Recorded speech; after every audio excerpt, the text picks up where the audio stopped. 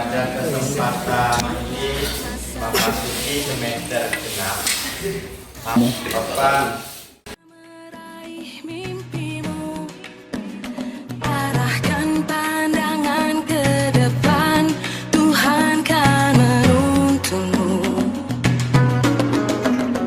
Sadarilah masa berganti, tantangan kan kita hadapi, bergandeng tangan untuk negeri, era kita menanti berseri.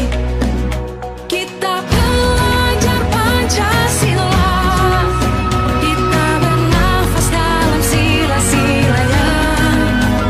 Kita pelajar Pancasila, ayo kita jaga untuk Indonesia.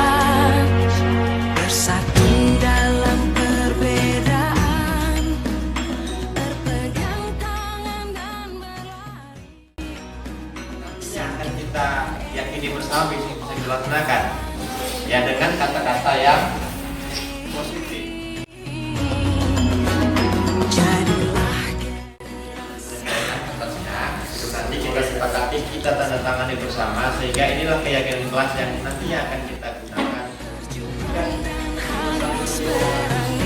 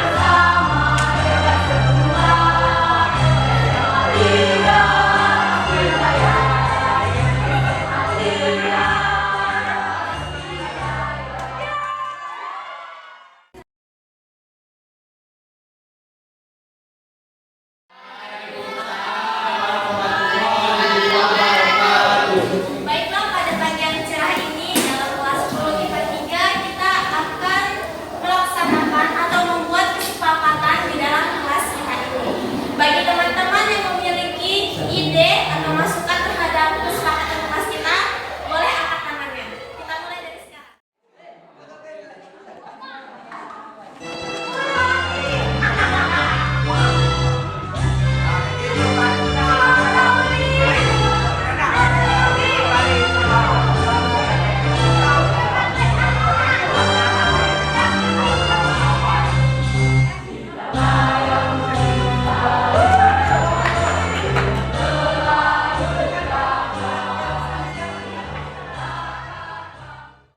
Assalamualaikum warahmatullahi wabarakatuh.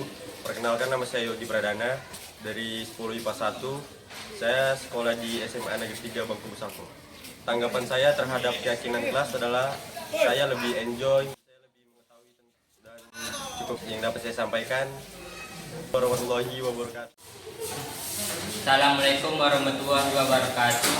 Nama saya Azizul. Membuat kelas IPA 1 akan maju ke depannya. Itu saja yang bisa saya sampaikan. Assalamualaikum warahmatullahi wabarakatuh. Perkenalkan, nama saya Yulita, asal sekolah dari SMA Negeri 3 Bangku Busako. Jadi di sini saya akan menjelaskan perasaan saya ketika sudah membuat keyakinan yang sudah disepakati oleh kami bersama. Jadi di sini saya merasa ada hal yang baru dan juga dapat membuat kami lebih mematuhi tata tertib yang sudah kami buat dengan kesepakatan bersama. Sekian, terima kasih. Wassalamualaikum warahmatullahi wabarakatuh. Assalamualaikum warahmatullahi wabarakatuh. Perkenalkan, nama saya Fahira Malias, asal sekolah SMA Negeri 3 Bangku Pusako. Di sini saya akan menjelaskan atau menyampaikan keyakinan yang telah kami buat atau kami sepakati bersama. Setelah membuat keyakinan ini, saya merasa ada sesuatu yang baru, hal yang baru, atau merasa senang dan yakin bahwa pasti akan ada perubahan di kelas kami setelah membuat kesepakatan ini. Saja, sekian dan terima kasih. Assalamualaikum warahmatullahi wabarakatuh. Nama saya Hafia Fitri dari kelas 10 IPS 2. Dengan adanya keyakinan kelas ini, saya merasa satu dari keamanan kelas menjadi lebih baik. Assalamualaikum warahmatullahi wabarakatuh. Perkenalkan, nama saya Siti Radinda dari kelas 11 IPS 1. Jadi kami kelas 11 IPS 1 akan menerapkan keyakinan kelas yang sesuai di kelas 11 IPS 1. Kami berharap dengan menerapkan keyakinan kelas ini, kami bisa belajar dengan nyaman dan lebih teratur.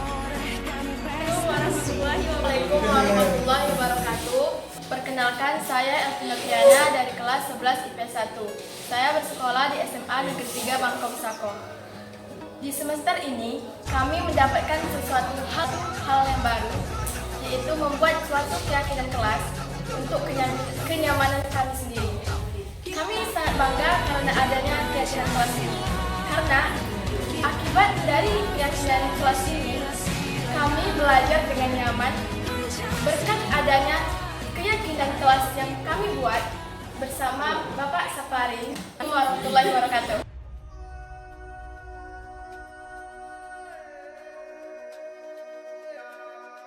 Puas, bagus, semangat, Mantap. Mantap. Mantap. Mantap, mantap. Bangun dan bukalah matamu, saatnya meraih mimpimu. Arahkan pandangan ke depan, Tuhan kan menuntunmu. Sadarilah masa berganti, tantangan kan kita hadapi. Bergandeng tangan untuk negeri, era kita menanti berseri. Kita pelajar Pancasila. Baik, Assalamualaikum warahmatullahi wabarakatuh. Alhamdulillahirrahmanirrahim. Wa binasani wa rahmatin Rabbi shrah li sadri wa yassir li amri wa hlul 'uqdatam min lisani yafqahu qawli. Yang saya hormati Ibu Kepala SMA Negeri 3 Bangku Pusako, Bapak Ibu Wakil Kepala SMA Negeri 3 Bangku Pusako, yang saya hormati Bapak Ibu Dewan Guru SMA Negeri 3 Bangku Pusako, selamat datang dan selamat mengikuti kegiatan diseminasi budaya positif oleh rekan kita, sahabat kita Bapak Saparin ST, yang dalam hal ini sedang mengikuti program Guru Penggerak Angkatan ke-7. Berikutnya saya akan bacakan tertib acara pada siang hari ini. Yang pertama, pembukaan dianggap sedang berlangsung. Selanjutnya adalah menyanyikan lagu Indonesia Raya. Kepada Ibu Rosimah dipersilakan.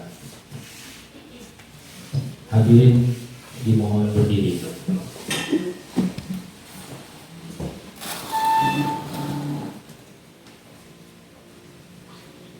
Hiduplah Indonesia Raya.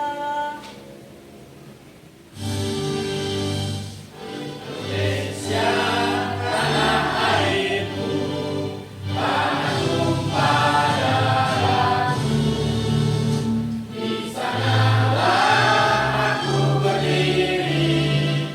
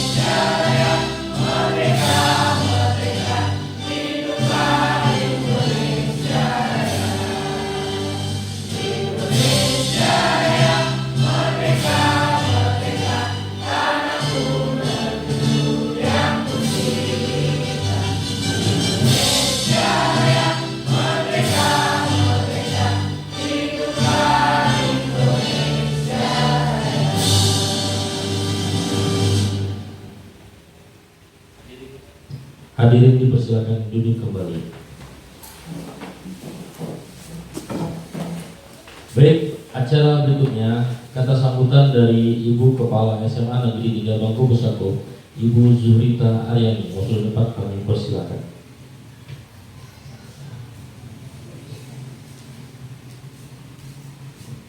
Bismillahirrahmanirrahim. Assalamualaikum warahmatullahi wabarakatuh. Selamat siang semuanya. Alhamdulillah, puji dan syukur kepada Allah Subhanahu wa taala.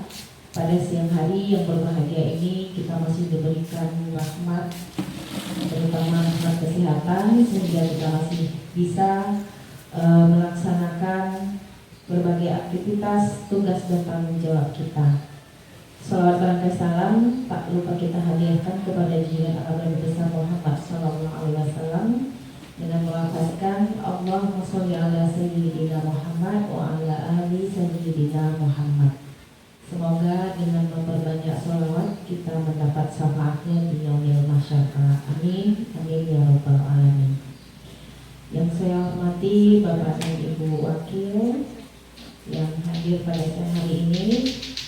Selanjutnya juga yang saya banggakan Bapak dan Ibu Majelis Guru Tata Usaha Keluarga Besar SMA Negeri 3 Bangku Busako yang juga sudah hadir pada hari ini. Walaupun pada kesempatan ini ada beberapa teman kita yang tidak bisa bergabung dengan kita dikarenakan berbagai hal. Kebetulan tadi ada musibah, kita dapat kemalangan. Salah satu wali dari siswa kita meninggal. Jadi mendampingi anak-anak didik kita untuk melayat ya. Selanjutnya juga mungkin ada juga dikarenakan sakit dan ada juga sedang mengikuti Zoom sekarang. Jadi mungkin ya kesannya kurang ramai ini ya, tapi tak apa-apa lah. Walaupun demikian, mudah-mudahan acara kita pada siang hari ini tetap berlangsung hikmat, tetap memberikan sebuah pembelajaran bagi kita bersama. Ada pembelajaran yang dapat kita petik di sini. Selanjutnya juga rasa terima kasih saya sampaikan kepada Bapak dan Ibu yang sudah hadir memenuhi undangan kami ini. Walaupun ini kegiatan diseminasi budaya saya ingin juga menyampaikan selamat kepada Pak Dedi ya, yang tadi sudah selesai keluar sertifikatnya ya, dan sudah menyatakan lulus begitu Pak Dedi ya, sebagai guru penggerak angkatan ke-6. Pak Dedi 6 ya, angkatan ke-5. Ya, mudah-mudahan selesai Pak Sapari nanti akan ada lagi guru penggerak-penggerak berikutnya. Untuk ini juga bukan hanya PNS ya, guru penggerak ya, untuk yang honorer, apalagi P3 nanti semuanya terbuka kesempatan lebar untuk menjadi guru penggerak. Memang sedikit banyak menguras energi dan tenaga ya Pak Sapari ya, tapi mudah-mudahan apa yang kita lakukan itu akan ada hasilnya dan ada endingnya, nggak mungkin selamanya repot terus ya, nanti ada berbuah hasil pasti ada itu. Jadi kalau saat ini Pak Sapari mungkin butuh partisipasi kita semua ya, barangkali nanti pada kesempatan nanti kita pula yang butuh partisipasi Pak Sapari dan lain-lainnya. Jadi mari kita saling mengisi ya. Sebenarnya ini mungkin malas sekali siang-siang apa sih untuk Pak Sapari ini ya. Jadi mudah-mudahan tidak ada kita yang berpikiran seperti itu. Mari kita saling dukung untuk kemajuan kita bersama. Saya rasa cuma itu saja ya. Sebenarnya banyak agenda lain yang saya sampaikan, tapi mungkin takutnya nanti kurang waktu pula Pak Sapari ya. Mungkin akan kita atur lagi apakah rapat atau nanti laporan pertanggungjawaban rekan saya atau gimana ya, kita duduk bersama lagi. Yang jelas banyak lagi yang harus saling kita koreksi. Saya rasa cuma itu saja yang bisa saya sampaikan. Sekali lagi terima kasih kepada Bapak Ibu yang hadir pada siang hari ini. Mudah-mudahan acara ini bisa berjalan dengan baik, karena niat kita baik. Mudah-mudahan diridhoi oleh Allah Subhanahu wa taala dan menjadi amal ibadah bagi kita semua. Saya akhiri, wabillahi taufiq wal hidayah. Wassalamualaikum warahmatullahi wabarakatuh. Terima kasih kami ucapkan kepada Ibu Kepala SMA Negeri 3 Bangku Busako yang telah memberikan sambutannya. sekalian, nanti akan dijabarkan oleh Bapak Saparin tentang pengimbasan tentang modul 1.4 yaitu tentang budaya positif. Kepada Bapak Samir, waktu tempat kami. Assalamualaikum warahmatullahi wabarakatuh. Selamat siang dan salam sejahtera bagi kita semua. Hamdan wa syukronillah, puji dan syukur kita haturkan kepada Allah Subhanahu wa taala, Tuhan yang Maha Esa, karena pada siang hari ini kita masih dapat berkumpul di ruang aula ini dalam rangka kegiatan diseminasi modul 1.4 budaya positif guru penggerak angkatan ke-7. Shalawat dan salam tak lupa kita bermohon kepada Allah Subhanahu wa taala, semoga kiranya tetap tercurahkan kepada baginda Rasulullah SAW.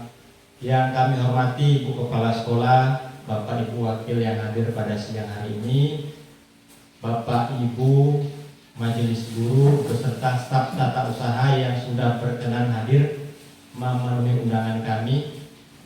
Salam hormat, salam takzim kami, saya khususnya kepada Bapak Ibu yang sudah bertungkus lumus barangkali, ditambah lagi dengan kegiatan hari ini. Sebelum masuk ke acara, izinkan saya berpantun mengawali kegiatan pada hari ini. Pergi pesta ke Muara Basung, perginya naik mobil Toyota. Diseminasi guru penggerak akan berlangsung dalam mewujudkan aksi nyata. Tepuk tangan Bapak Ibu. Yang kedua, saya mohon izin khusus kepada Ibu Kepala Sekolah, Bapak Ibu, rekan guru senior, rekan guru yang lain yang hadir pada siang hari ini. Pada kesempatan kali ini, izinkan saya menyampaikan sedikit apa yang sudah pernah saya pelajari di pendidikan guru penggerak. Dalam konteks yang sekarang ini, mohon maaf dan mohon izin, bukan maksud untuk menggurui, bukan maksud untuk mengajari, tapi saya yakin dan percaya apa yang nanti akan saya sampaikan merupakan kegiatan yang sehari-hari kita berinteraksi dengannya. Baik Bapak Ibu peserta diseminasi yang saya hormati, pada siang hari ini ucapan terima kasih saya kepada Bapak Ibu yang sudah hadir dalam ruangan ini. Mudah-mudahan apa yang kita lakukan hari ini membawa berkah dan bisa memberi efek yang positif. Kesempatan hari ini saya tidak ingin bercerita banyak dan saya tidak ingin berceramah, tapi saya ingin menerapkan prinsip berkolaborasi, melakukan refleksi bersama. Apa yang nantinya akan kita pelajari bersama, betul tidak kira-kira penerapan di lapangan, atau kalau banyak masalah, kira-kira bagaimana solusi kita untuk bisa menerapkan budaya positif. Baik Bapak Ibu, langsung saja saya mulai. Nah, kami kalau di guru penggerak itu biasanya setiap melakukan kegiatan dan bahagia ini merupakan sering diucapkan. Kenapa? Ini salam guru penggerak dan kenapa harus bahagia?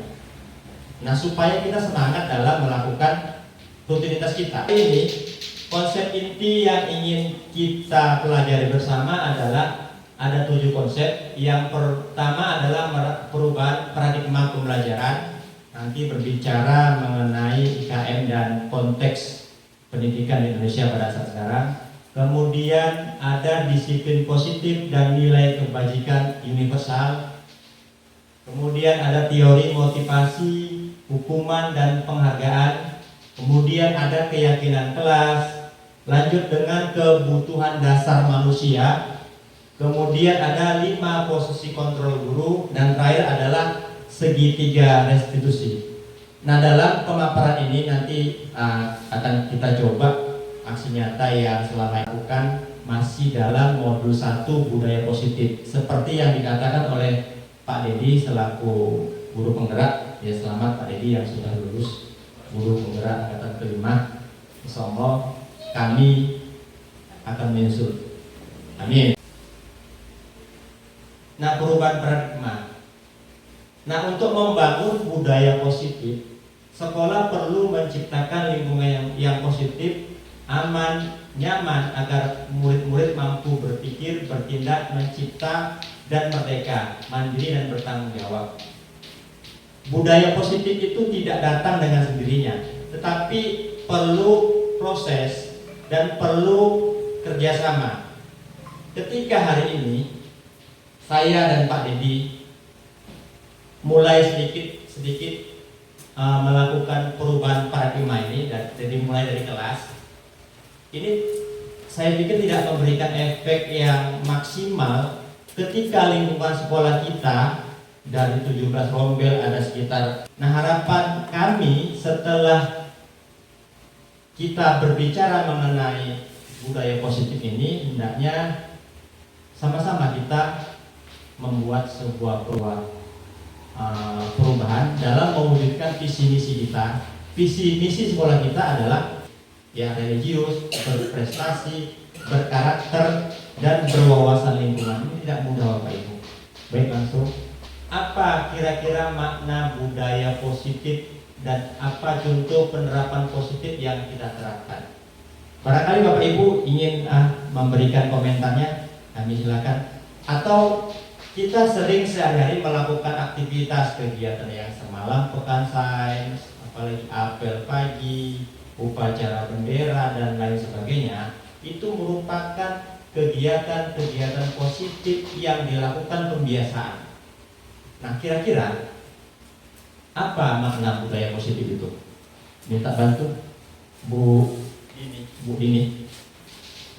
Pendapatnya, boleh. Terima kasih Bapak Saparim, izin menjawab Pak.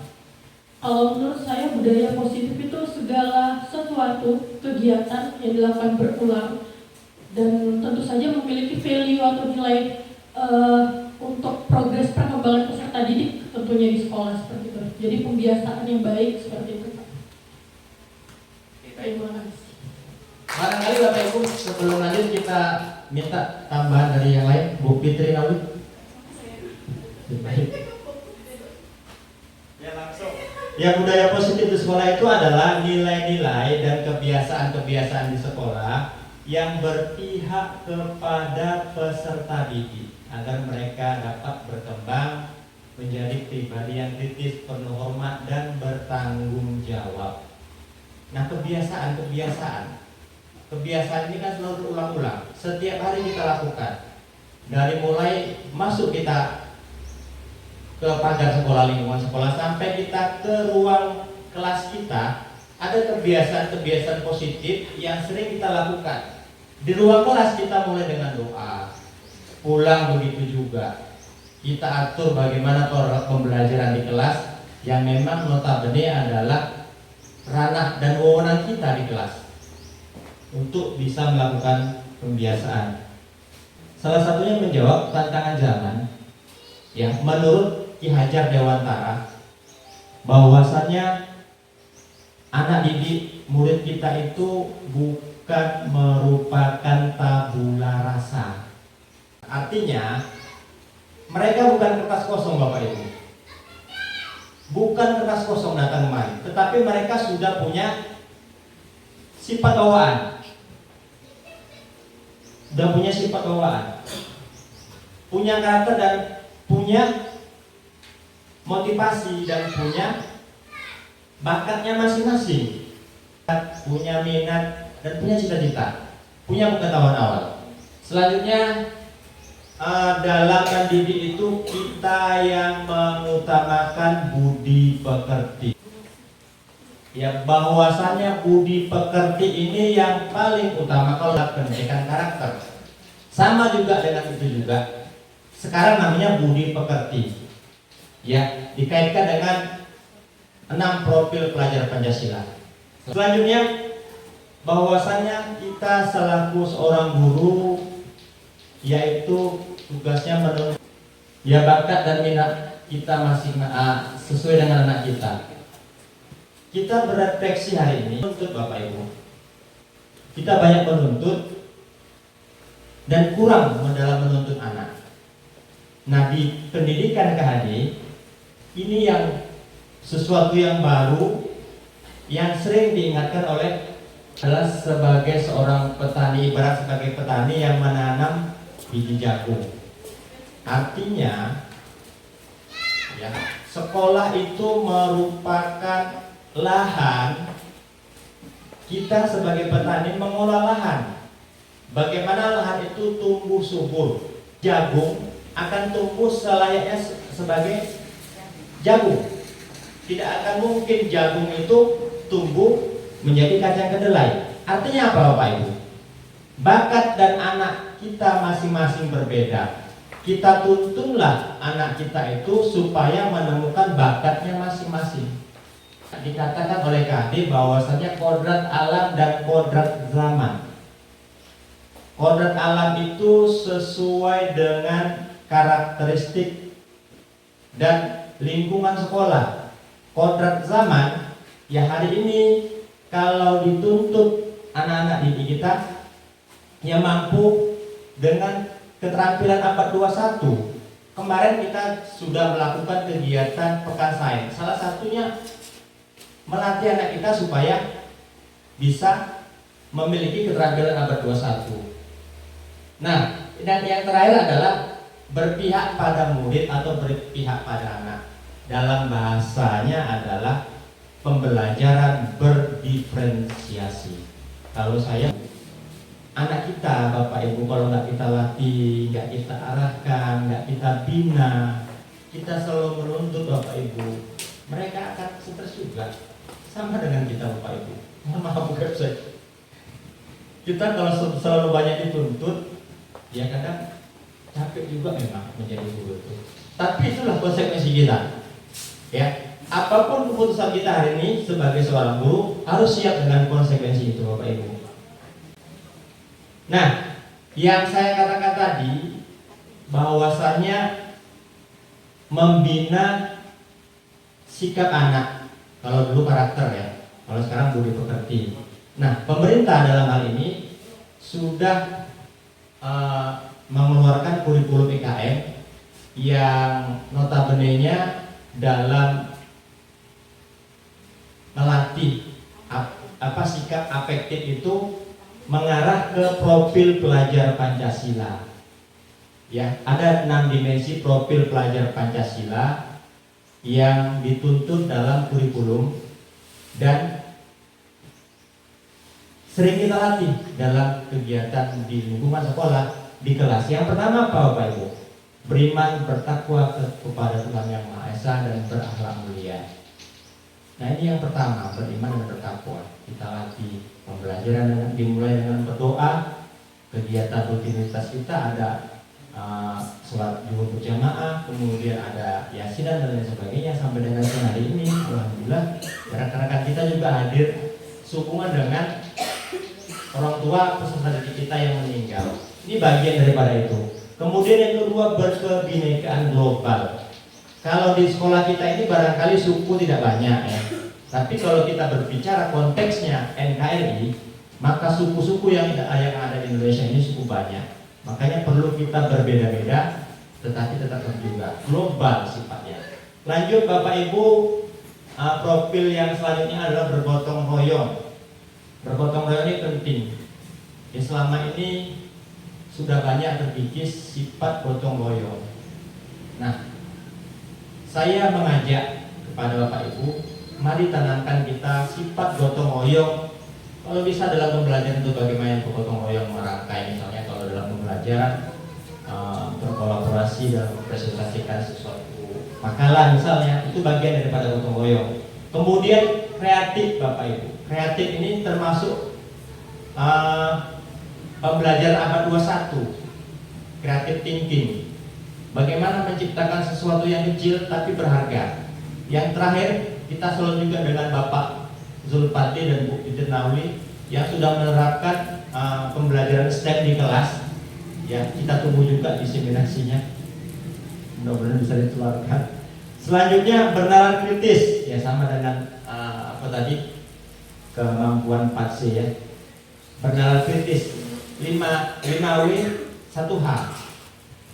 Pertanyaan yang dibangun ketika kita pembelajaran di kelas hendaknya mengarah ke situ. 5W 1H, apa, mengapa, bagaimana, dan seterusnya. Lanjut, mandiri. Nah, kemandirian ini penting.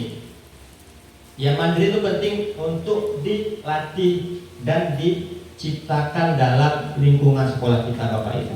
Inilah 5 dimensi profil pelajar Pancasila. Hanya disiplin positif. Nah, ada kaitan antara budaya positif dan disiplin positif. Nah, kalau lingkungan besarnya adalah budaya itu kan skopnya besar. Kalau disiplin itu bisa di ruang-ruang kelas. Nah, Bapak Ibu, nah kegiatan pemantik sebelum kita lanjut Bapak Ibu, kecil. Anggap saja di tangan Bapak Ibu itu ada sesuatu yang berharga yang akan dibuka oleh teman-teman di samping kanan kiri Bapak Ibu. Ya. Dalam membuka genggaman tangan itu, rekannya boleh merayu, boleh mengancam, boleh juga mengintimidasi dan lain sebagainya. Jadi bagaimana pertanyaannya kan itu kira-kira? Coba Bapak Ibu dilakukan dalam kegiatan itu dengan cara apapun. Ya. Pertanyaannya adalah, apakah Bapak Ibu atau teman Bapak Ibu membuka kepalan tangan Anda? Mengapa? Dan apa alasannya? Kemudian yang kedua, apakah Anda atau teman Bapak Ibu menutup kepalan tangan Anda? Mengapa? Apa alasannya? Dan ketiga, dalam kegiatan ini sesungguhnya siapa yang memegang kendali atau kontrol untuk membuka dan menutup kepalan tangannya? Kira-kira Pak, saya minta ini tanggapannya Bu Herlia tentang kegiatan tadi. Tadi kan kita ada kegiatan pemantik. Bapak Ibu kan ada satu nih benda berharga di tangan. Ada rekan Bapak Ibu di sampingan kiri yang seolah-olah membuka kepalan tangan yang meminta, baik dengan paksaan, rayuan, intimidasi dan lain sebagainya. Nah, pertanyaan pemantiknya adalah ini, apakah Bapak Ibu membuka kepalan tangan atau tidak? Kemudian coba aja. Kira-kira gimana? Kalau aku masih, Ya silakan maju. oke, aku yang jawab jadinya. Kita diskusi dan kita berefleksi kok. Apa salah? Jadi kalau ada tangan kita itu harus kita buka. Alasannya Pak Yul? Alasannya supaya orang bisa tahu apa yang ada di tangan kita. Kalau itu tidak kita kasih berarti kita boleh. Tidak ada sering. Walaupun berharga, orang tahu. Iya, itu kan berharga, tapi kalau dia tidak diberikan, dia ada harganya. Semangat Pak Yul. Ada yang berbeda Bapak Ibu? Ada yang berbeda tanggapan dari tadi kegiatan pemantik dan pertanyaannya? Kemungkinan jawaban sama apa yang dikatakan oleh Pak Zulfadli. Bisa saja yang bersangkutan membuka kepalan tangan. Bisa saja kebalikan daripada itu, tidak menutup membuka kepalan tangan. Kesimpulannya apa? Membuka atau menutup kepalan tangan adalah kita sendiri, ya kita sendiri yang punya kontrol. Kita sendiri yang punya motivasi kenapa harus dibuka, kenapa harus ditutup. Kaitannya apa Bapak Ibu dengan disiplin positif? Ilusi kontrol itu ada 4 menurut Dr. William Glasser. Yang pertama, ilusi guru mengontrol murid. Artinya apa Bapak Ibu? Ketika hari ini kita coba kontrol murid dengan sebuah paksaan, dengan motivasi, dengan ancaman, dengan hukuman, setiap hari ada juga siswa kita yang terlambat. Setiap hari ada juga siswa kita yang keluar kantin ketika pembelajaran. Kenapa? Karena kontrol bukan pada posisi mereka, tapi kontrol pada posisi kita. Nah, itu tidak efektif untuk merubah, untuk menciptakan sebuah disiplin positif. Yang kedua, ilusi bahwa kritik dan saran membuat orang merasa bersalah dapat menguatkan karakter. Ketika kita mengkritik anak sehingga mereka merasa tersudutkan, merasa bersalah, jangka pendek barangkali ya berubah nanti, tidak akan terlambat, kemudian tidak akan melawan dan tidak akan bandel lah bahasanya. Tapi sesungguhnya dalam jangka panjang ini tidak akan berpengaruh banyak. Nah, selanjutnya ilusi bahwa semua penguatan positif, efektif dan bermanfaat. Penguatan, ya, reinforcement ya. Kita kuatkan anak kita setiap hari ceramah dengan apel pagi, penguatan dengan kegiatan keagamaan. Tapi toh tingkah laku anak kita yang terlambat itu juga, artinya belum sadar secara intrinsik, secara dari dalam, ya perlu dikontrol di luar. Nah, kemudian ilusi bahwa orang dewasa bisa memiliki hak untuk memaksa kita sebagai orang dewasa. Dalam hal ini sehari-hari dalam konteks pembelajaran, kamu memaksa anak. Nah, kamu kerjakan PR, nah kamu selesaikan ini, kamu kerjakan ininya. Tapi secara teori ini tidak banyak begitu bermanfaat, Bapak Ibu. Perubahan paradigma stimulus respon ke teori kontrol ini ya bisa kita lihat berubah ke teori kontrol. Realitas kebutuhan kita sama, tetapi menurut teori kontrol, realitas kebutuhan kita berbeda, Bapak Ibu. Kemudian setiap orang melihat hal yang sama, setiap orang memiliki gambar yang berbeda. Anak didik kita begitu juga. Kemudian perilaku guru dilihat sesuai mengenai teori kontrol ini, kira-kira ada yang perlu kita diskusikan, kita refleksikan dalam konteks sekolah kita. Nah, kata disiplin ini sering dikaitkan dengan tata tertib, peraturan sekolah, peraturan kelas, kepatuhan pada peraturan, ketaatan pada peraturan. Kemudian sering juga dihubungkan dengan hukuman. Padahal ini sungguh berbeda karena belajar dengan disiplin tidak harus dengan memberikan hukuman. Justru kalau bisa itu adalah salah satu alternatif yang terakhir. Filosofi KD mengarah ke sana. Ketika hari ini Bapak Ibu kita hukum anak kita dengan sesuatu yang sifatnya fisik atau sifatnya psikis, itu tidak akan memberikan dampak yang jangka panjang, tapi sekedar 1 hari 2 hari. Ya, beda ketika motivasi itu dari dalam. Kita lanjut dulu. Nah, ini tadi yang saya katakan. Disiplin yang dimaksud adalah disiplin diri memiliki motivasi internal.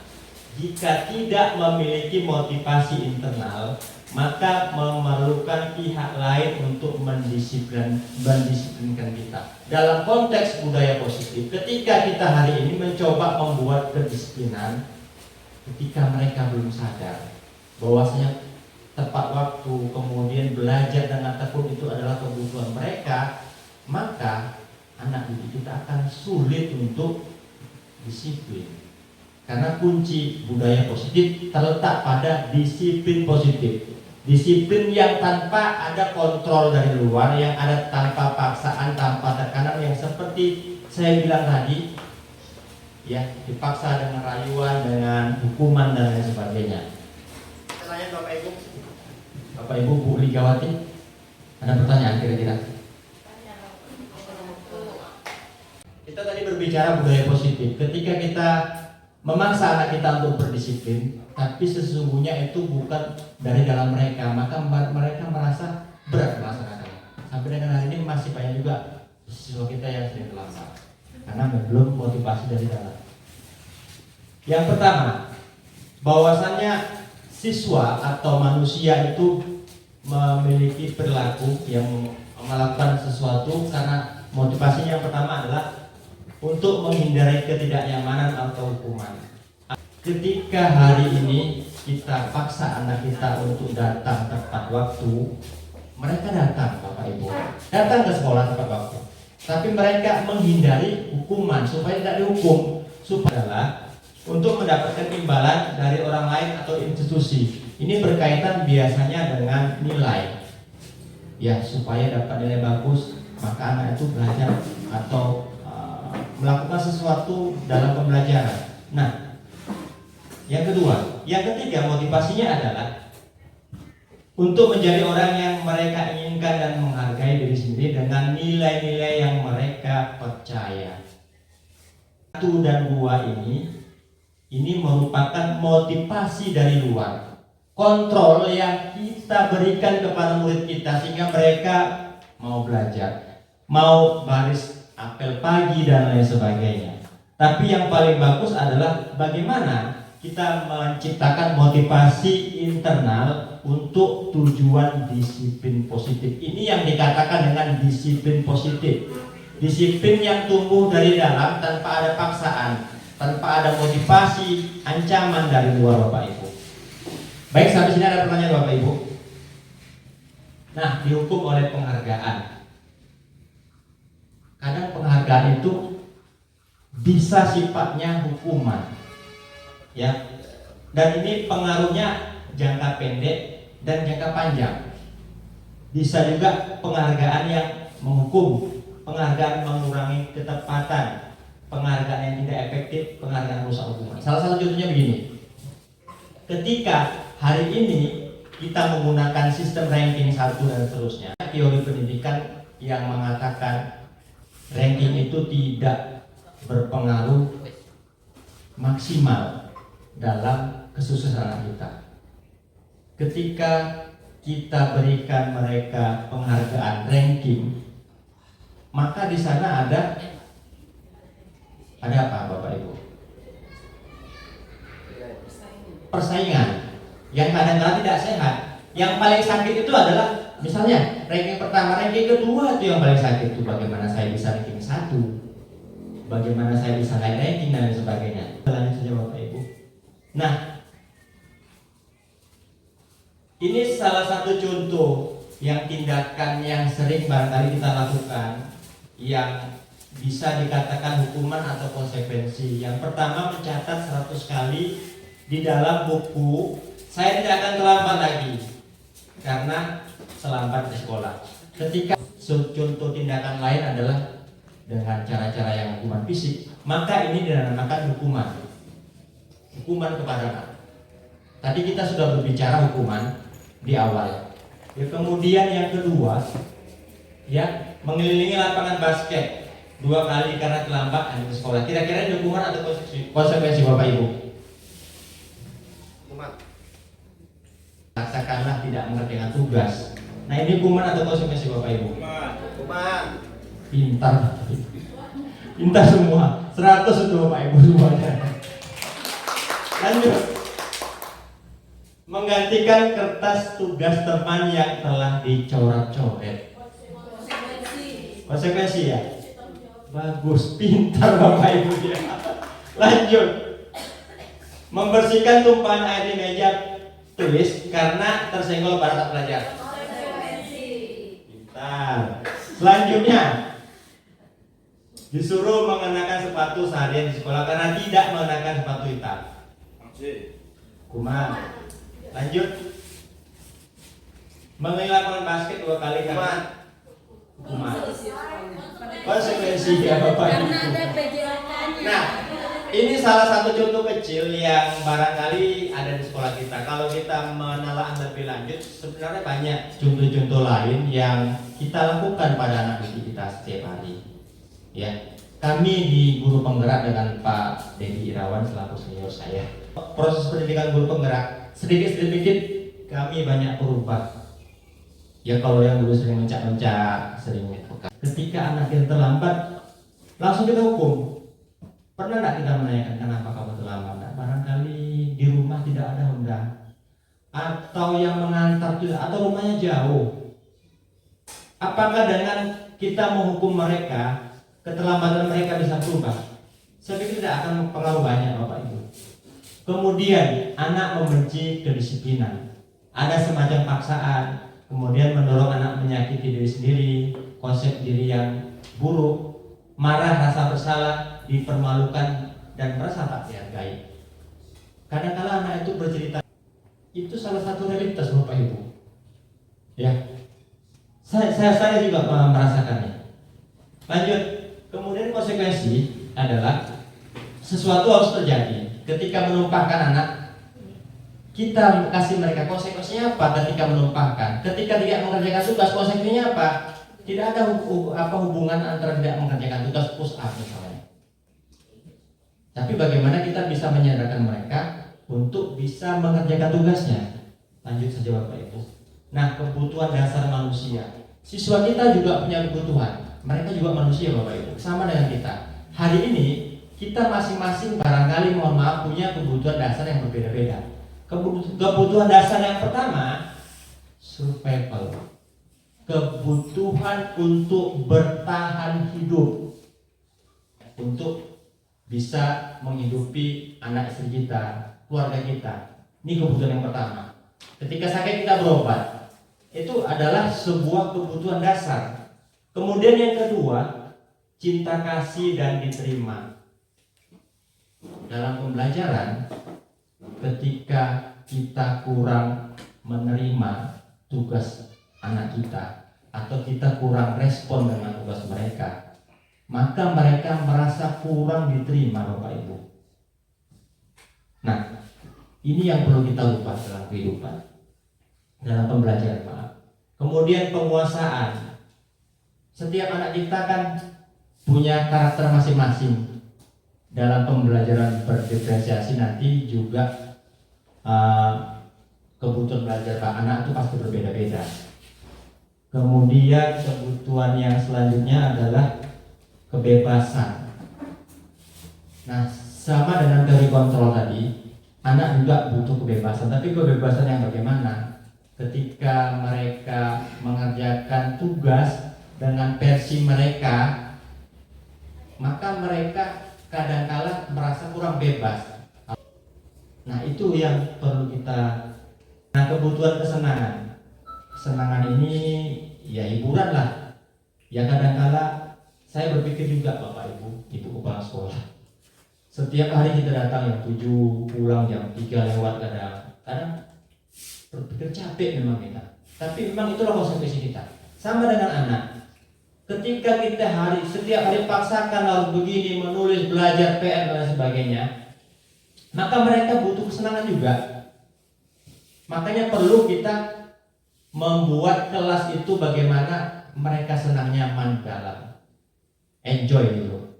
Nanti Bu Fitri guru kelas 5 di SD Pelita Hati. Bu Fitri sedang bingung menghadapi ulah salah satu murid di kelasnya, katakanlah si Aditya lah, kelas Bu Sumarah. Ya, namanya Aditya atau si Agus. Nah, beberapa anak telah datang dan mengeluhkan Agus yang seringkali meminta bekal makan siang mereka dengan paksa. Jika kita menghadapi situasi seperti ini, seperti yang dialami oleh Ibu Fitri, kira-kira apa yang akan kita lakukan? Dan kira-kira apa alasan Agus melakukan hal itu? Saya butuh pendapat dari Bapak Ibu. Nah, Bu Fitri lah, Bu Fitri. Kita nggak mencari jawaban siapa yang salah yang benar. Bu Fitri, bentar. Ya, silakan. Atau, bentar. Tadi ada yang Pak Zulfadli. Ya, silakan Pak Zulfadli. Iya, di sini Pak Zul. Mohon maaf. Kita diskusi Pak. Yang pertama harus kita bangun itu adalah komunikasi. Karena kita tidak observasi diagnosa dulu apa sebenarnya kekurangan itu. Kita harus bertanya, anak ini kenapa dia minta? Pertama, dasar pertama, di rumah itu mamanya sedang sakit.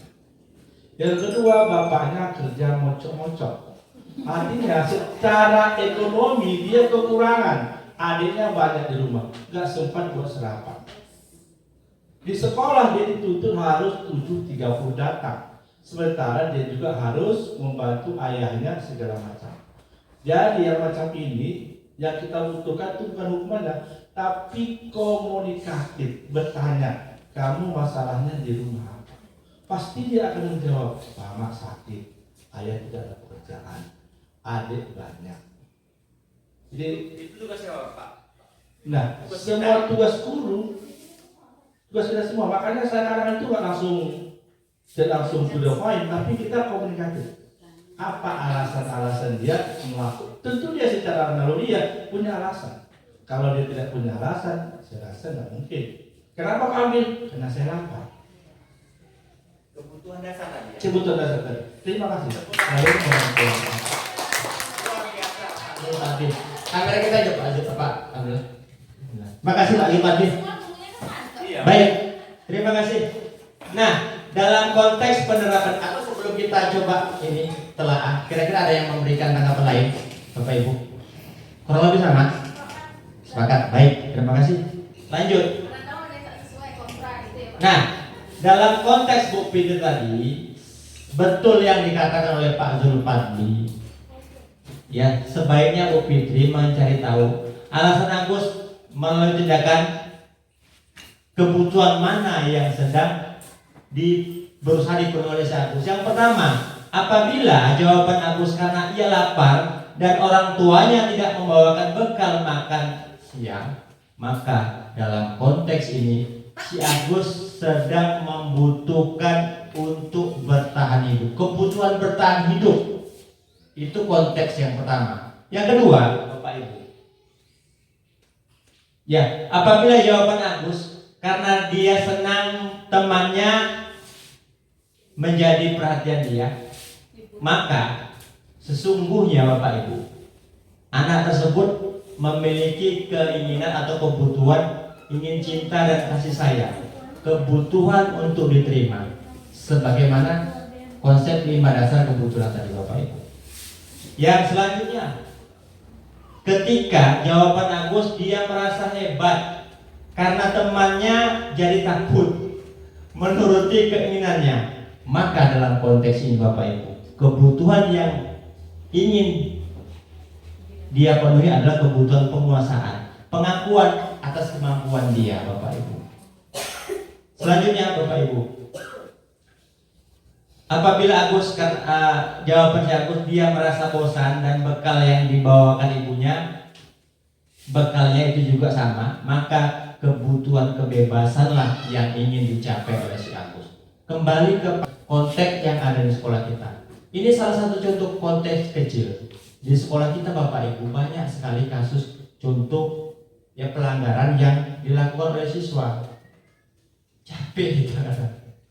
Selalu dengan Pak Zulfadli, kesiswaan, Bu BK, Bu Wali kelas. Konsen kita dengan menangani kasus-kasus tadi. Kaitannya apa? Nanti kita akan coba simpulkan Bapak Ibu. Lanjut, apabila jawaban Agus karena iseng saja, dia menikmati ekspresi wajah temannya, sesungguhnya dia menginginkan kebutuhan kesenangan. Anak kita Bapak Ibu 500 sekian, barangkali seluruh kebutuhannya berbeda-beda. Benar nggak Bapak Ibu? Benar. Datang dari rumah berbeda. Mohon maaf, kelas ekonomi juga berbeda-beda. Betul yang dikatakan oleh Pak Zulfadli. Nah selama ini kita banyak menuntut, kita belum menelaah secara sempurna Bapak Ibu. Ini Bapak Ibu, 5 posisi kontrol guru. Ya, posisi kontrol guru ada 5. Yang pertama, guru sebagai penghukum. Yang kedua, pembuat merasa bersalah. Yang ketiga, posisi kita sebagai teman. Yang keempat, pemantau, dan yang terakhir adalah manajer. Masing-masing punya identitas ini. Ya, identitas gagal. Ini kontrolnya dari luar. Posisi kita sebagai penghukum, posisi kita merasa membuat merasa bersalah. kita sebutkan mereka. Yang ke ini, ya identitas berhasil, sukses. Ini kontrol juga masih dari luar, bukan dari mereka, bukan dari anak didik kita. Posisi pertama dan pemantau. Yang terakhir adalah identitas berhasil atau sukses. Nah ini yang posisi manajer, posisi yang jarang barangkali kita posisikan sebagai guru. Kita selama ini banyak sebagai penghukum, membuat merasa bersalah. Giliran saya juga merasakan itu Bapak Ibu. Kadang-kadang merasakan ini juga. Sulit. Kita di pendidikan guru penggerak itu kan kadang di ruang kolaborasi, sharing, berbagi pengalaman di sekolah masing-masing ya. Ya, rata-rata memang ini di posisi ini tadi, posisi yang ini masih jarang. Makanya ada tugas di aksi nyata di modul ini yang menyelesaikan kasus dengan pendekatan restitusi. Nanti kita coba. Selanjutnya Bapak Ibu, kita masuk ke keyakinan kelas. Nah, kenapa tidak peraturan saja, peraturan kelas saja, mengapa harus keyakinan? Nah, berbicara mengenai keyakinan, ya kita masih dalam taraf membuat peraturan. Sampai dengan hari ini kita masih membuat sebuah peraturan, ya, yang konsekuensinya adalah kita menuntut bagaimana bisa mengontrol anak itu supaya taat. Tapi kalau keyakinan itu berbeda Bapak Ibu. Ya, keyakinan itu bisa mendukung motivasi intrinsik, motivasi yang timbul dari dalam, dengan nilai-nilai dan keyakinan yang lebih menggerakkan seseorang dibandingkan dengan mengikuti serangkaian peraturan-peraturan. Di pendidikan guru penggerak sering kami ingatkan bahwasannya marilah kita coba berubah dengan membuat paradigma baru, ya. Jangan kita semangat ini mentaati peraturan atau membuat kita sadar. Selama ini kan kita banyak menuntut, banyak mentaati peraturan tanpa ada kesadaran dari dalam. Lanjut Bapak Ibu. Nah ini dari keyakinan kelas. Nilai-nilai kebajikan atau prinsip-prinsip universal yang disepakati bersama secara universal, lepas dari latar belakang suku, agama, ras dan lain sebagainya. Menurut Gosen, pakar pendidikan Amerika, suatu keyakinan akan lebih memotivasi seseorang dari dalam. Seorang akan lebih bersemangat menjalankan keyakinannya daripada hanya sekedar mengikuti serangkaian peraturan. Kita hubungkan dengan anak didik kita, ya banyak betulnya, Bapak Ibu, banyak betulnya. Karena belum motivasinya belum dari dalam, masih sebatas mengikuti peraturan Bapak Ibu. Lanjut. Nah ini pembentukan keyakinan kelas. Pembentukan keyakinan kelas ini nanti kita cobakan di ini ya, bagaimana aksi nyata saya. Beberapa minggu yang lalu kita sudah membuat aksi keyakinan kelas. Coba kita buka lah ya. Inilah langkah-langkahnya. Intinya adalah bagaimana kita menawarkan kepada mereka peserta didik kesepakatan bersama dengan komitmen bersama tanpa disuruh-suruh. Keyakinan-keyakinan yang termotivasi dari dalam untuk menciptakan disiplin positif Bapak Ibu. Lanjut. Nah ini bedanya peraturan dengan keyakinan kelas. Ya, kalau peraturan selalu kembalikan buku ke tempatnya. Keyakinan kelas itu apa? Kebajikan yang tujuh adalah menghormati orang lain dan diri sendiri. Seterusnya ya Bapak Ibu. Nah ini dah kesimpulannya. Nah lingkup yang paling kecil itu namanya peraturan kelas atau peraturan yang sering kita tempelkan di dinding. Lingkup yang lebih besar lagi keyakinan kelas. Lingkup yang besar lagi adalah lingkungan positif, ya antara kelas dan kelas. Yang selanjutnya adalah budaya positif. Nah budaya positif ini sesuatu yang perlu dilatih dan perlu dilakukan berulang-ulang. Ketika kita hari ini tidak, iklim kita, lingkungan kita, kelas kita nggak teratur misalnya dalam pembelajaran, maka akan terbola pada mereka. Tidak akan mungkin terbentuk budaya positif. Harus disuruh-suruh, dibentak-bentak dulu baru masuk. Ya, belum sadar, masih terbatas peraturan Bapak Ibu. Nah, ini salah satu contoh penerapan aksi nyata saya dalam membuat keyakinan kelas ini, kelas 10 IPS 1. Yang ini lagi, yang ini kelas 11 IPS 2. Ada keyakinan kelas 11 IPS 1 ya Bapak Ibu. Yang ini 10 IPA 2. Ya Bu, silakan Bu. Ya, boleh Bu. Pakai mic Bu, pakai mic. Boleh Bu. Ya Bu. Ini kan rata-rata dipengaruhi oleh pola pikir anak, Pak Kang.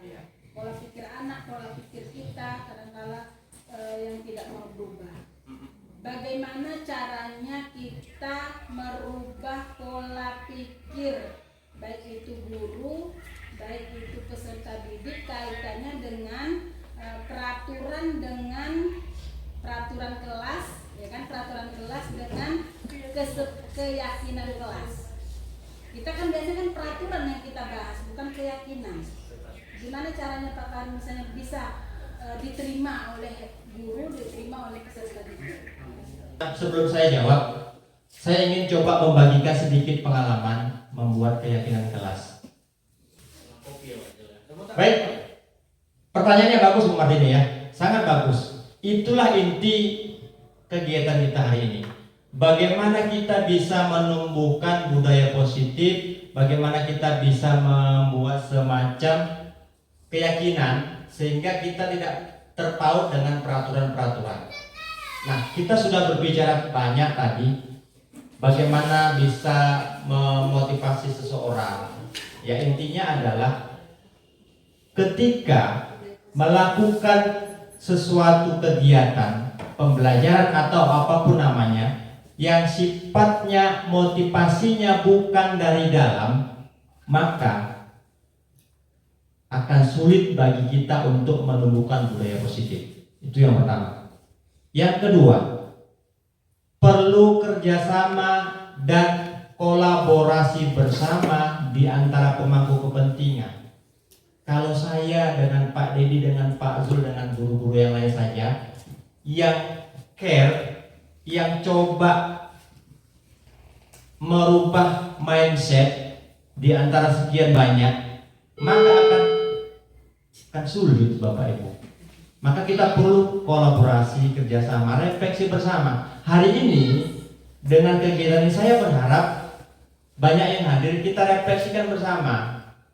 Ya, di awal tadi saya katakan, saya tidak akan memberikan cerita banyak, tetapi kita cerita dari lapangan. Bagaimana solusi, bagaimana kita membangun budaya positif di sekolah.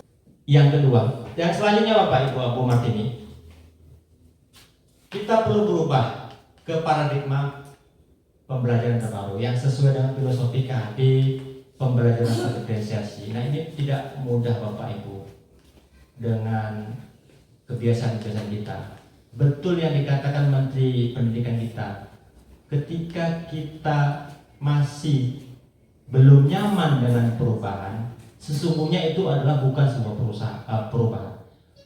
Perubahan yang sejatinya membuat tidak nyaman. Itu dia. Ya, aksi nyata. Aksi nyata membuat keyakinan kelas. Masuk ke speaker kan? Suara.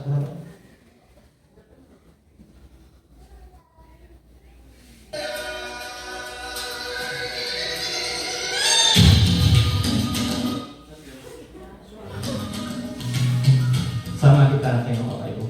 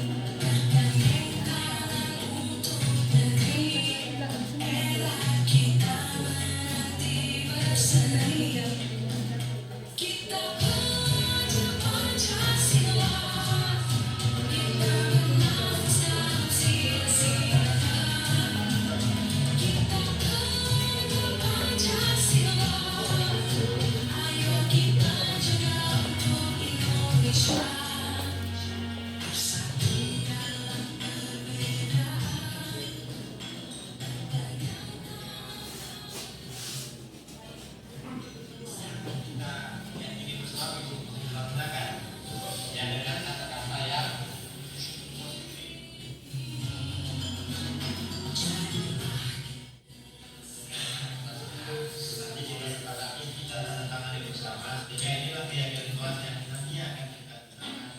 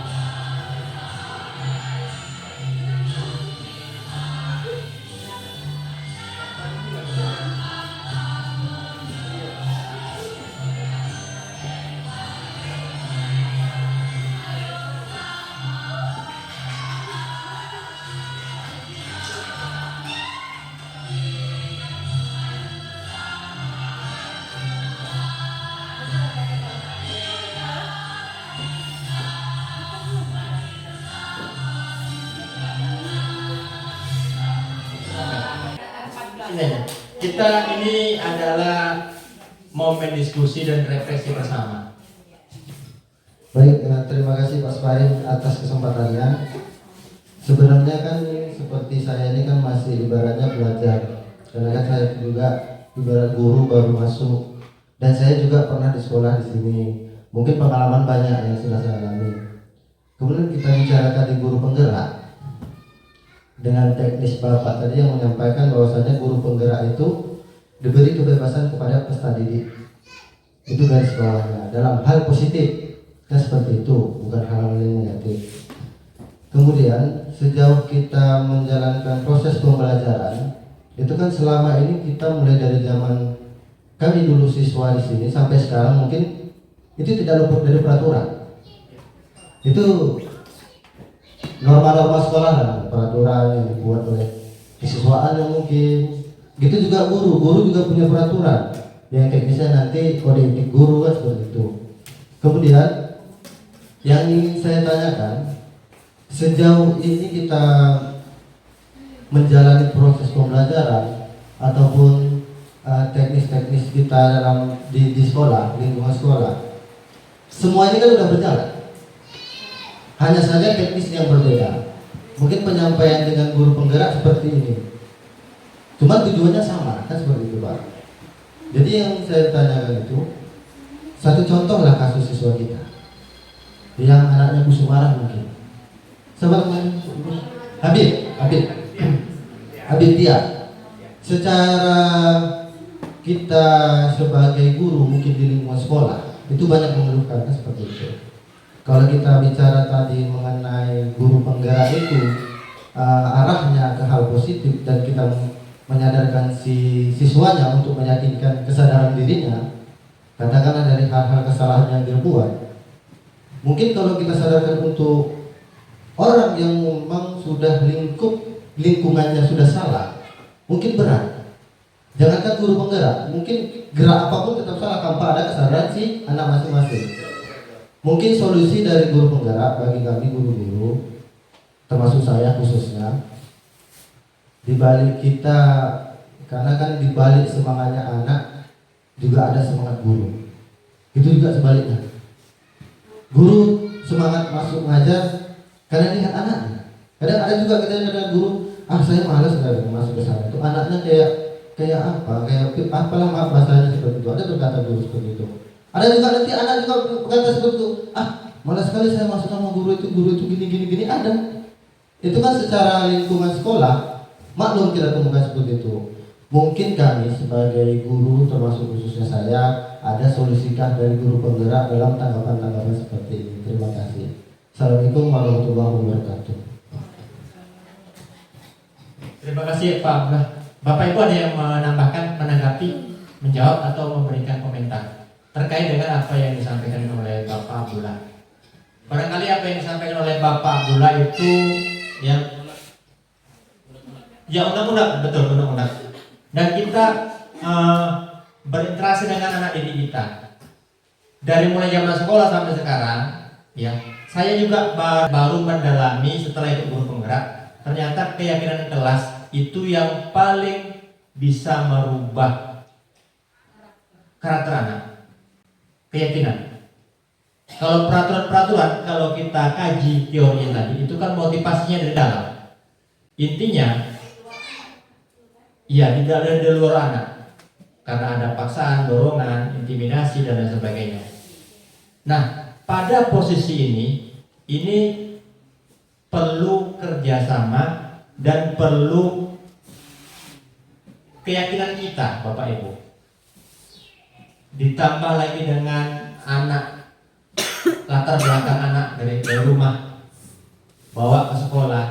Makanya saya berharap dengan diseminasi ini ada sebuah refleksi bersama, sehingga sama-sama kita bergerak, sama-sama kita bangun.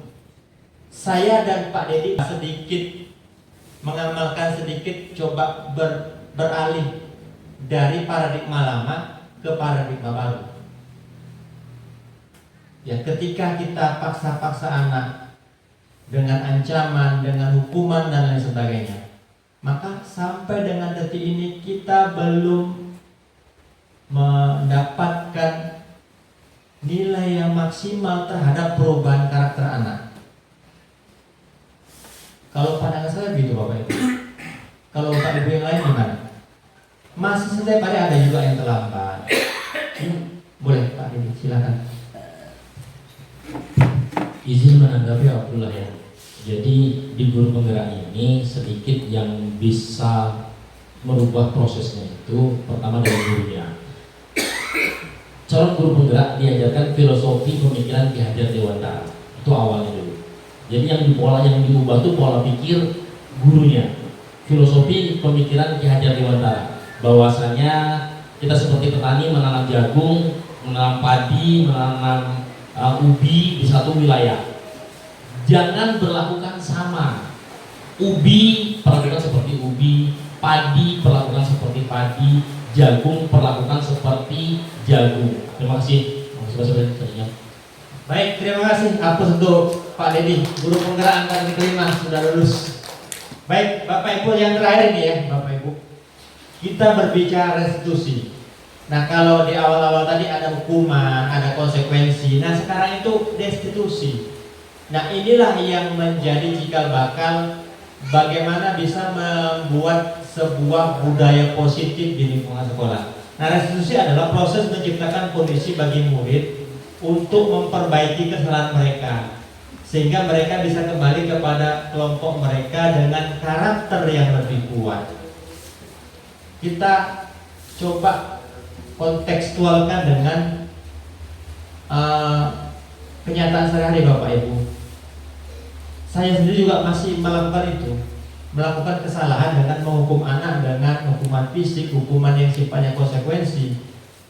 Baik, kita lihat dulu. Nah, ciri-ciri restitusi. Restitusi itu bukan menebus kesalahan, tapi untuk belajar dari kesalahan.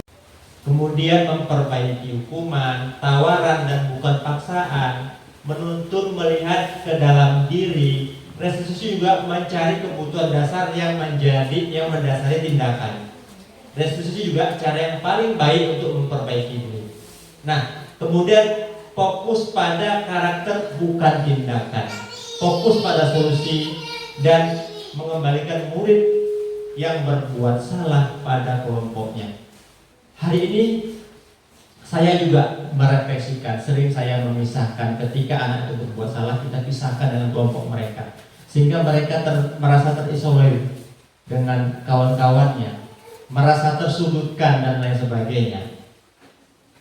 Nah, ini proses segitiga restitusi dimulai dari dengan menstabilkan identitas. Proses apa yang terjadi? Setiap orang pasti pernah melakukan kesalahan. Kita sebagai guru juga pernah pasti melakukan kesalahan. Ini proses menstabilkan identitas. Kamu siswa kita juga bukan satu-satunya yang pernah melakukan kesalahan tersebut. Tahap kedua namanya validasi tindakan yang salah. Kita tanyakan kepada mereka, itu kamu punya alasan mengapa kamu lakukan itu. Kemudian adakah cara yang lebih efektif dalam mendapatkan apa yang kamu butuhkan. Tahap ketiganya adalah menanyakan keyakinan. Nilai-nilai apa saja yang telah disepakati, kemudian kamu ingin menjadi seorang seperti apa. Inilah yang dikatakan dengan keyakinan kelas tadi, Bapak Ibu. Baik, yang terakhir ini saya ingin menayangkan satu video lagi yang barangkali aksi nyata latihan melakukan restitusi kasus kepada siswa.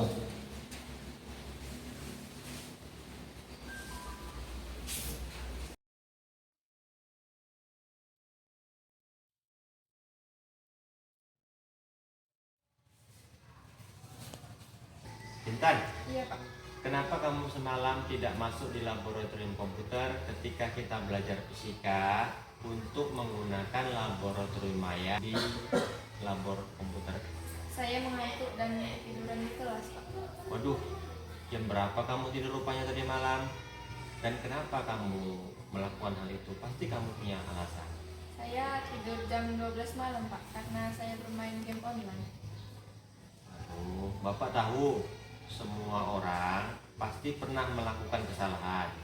Termasuk Bapak dulu pada saat sekolah pernah melakukan hal yang sama. Tapi yakinlah bahwa kamu bisa menyelesaikan masalah ini. Maafkan saya ya Pak.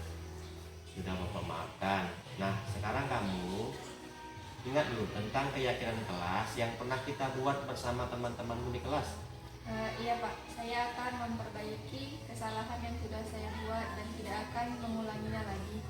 Saya akan tidur lebih awal seperti biasanya supaya tidak mengantuk saat dalam kelas Pak. Oke lah kalau begitu, Bapak maafkan sekali lagi. Nah, Bapak menghargai usaha kamu untuk memperbaiki kesalahan kamu. Besok dan seterusnya Bapak akan pantau dan lihat perkembangan kamu nih. Baik Pak, terima kasih ya Pak. Ya sudah, silakan kamu kembali ke kelas. Baik Pak.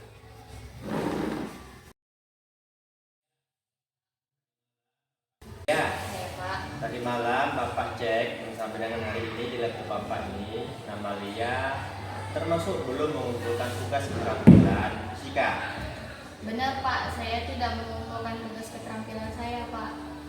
Lia, Bapak tidak mencari-cari kesalahan dan Bapak hanya mengingatkan kamu supaya ada nilai kamu.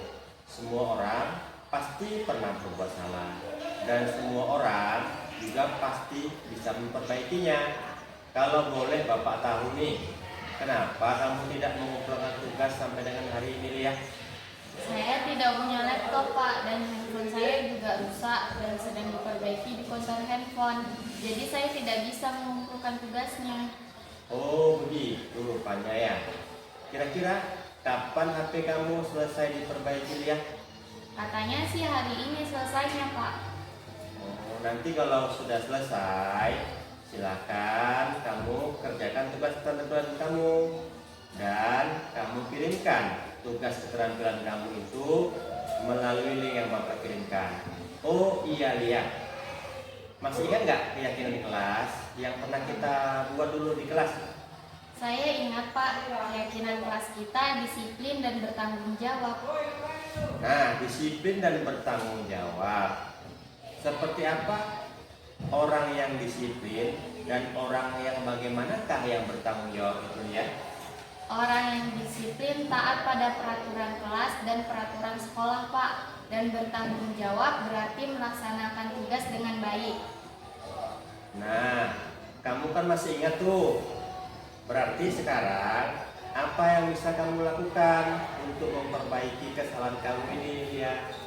Saya akan melaksanakan keyakinan kelas Pak, dan saya akan mengerjakan tugas keterampilan yang kemarin dan mengirimkan tugas tersebut kepada Bapak. Saya minta maaf ya Pak atas kelakuan saya ini. Ya sudah kalau begitu Bapak maafkan. Bapak ucapkan terima kasih dan menghargai usaha kamu untuk memperbaiki diri. Besok Bapak akan melihat perkembangannya. Nah sekarang silakan kamu kembali ke kelas kamu. Baik Pak, terima kasih. Baik Bapak Ibu, itu salah satu contoh penerapan restitusi. Kesimpulan kita pada siang hari ini Bapak Ibu, yang pertama, untuk menciptakan sebuah budaya positif, tidak mudah dengan semudah membalikkan telapak tangan. Tapi kita butuh kerjasama dari semua lini dan stakeholder yang ada di sekolah ini.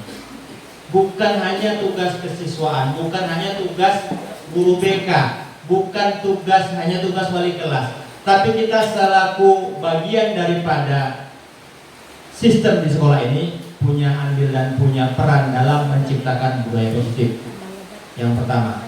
Yang kedua,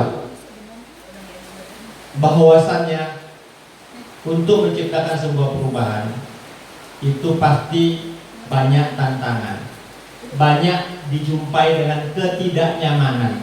Mulai hari ini sama-sama kita berlatih membuat sebuah perubahan yang positif. Selanjutnya, Bapak Ibu, kegiatan hari ini saya berharap momentum untuk bisa membuat sebuah disiplin positif di sekolah kita. Ada pertanyaan, Bapak Ibu? Iya, boleh. Oke, nih pakai dulu.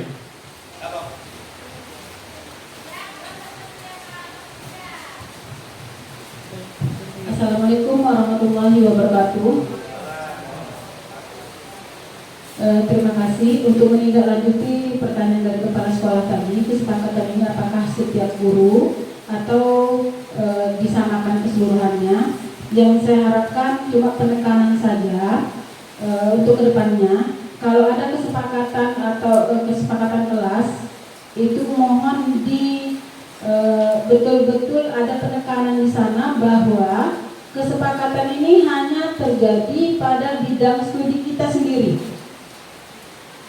Hanya untuk bidang studi kita sendiri. Karena kenapa saya menyampaikan demikian, masing-masing guru itu punya kesepakatan yang berbeda.